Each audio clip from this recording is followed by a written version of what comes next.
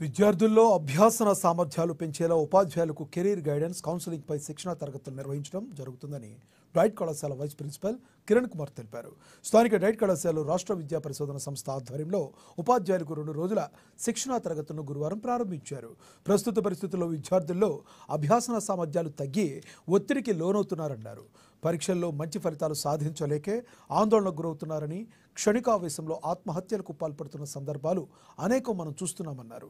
ఇలాంటి పరిస్థితుల నుండి బయటపడేయడానికి ఉపాధ్యాయులకు శిక్షణ ఇస్తున్నామన్నారు. ఈ శిక్షణ తరగతులు సద్వినియోగం చేసుకుని విద్యార్థుల ఉజ్వల భవిష్యత్తుకు పాటుపడాలని పిలుపునిచ్చారు. రాష్ట్ర విద్యా పరిశోధన సంస్థ ఆధ్వర్యంలో రాష్ట్రంలో మొత్తం 33 జిల్లాల్లో కెరీర్ గైడెన్స్ అండ్ కౌన్సిలింగ్ మీద ఉపాధ్యాయులకు శిక్షణ ఇవ్వడం జరుగుతుంది. దీనిలో భాగంగా ప్రతి జిల్లాలో కూడా ఈ శిక్షణ జరుగుతుంది.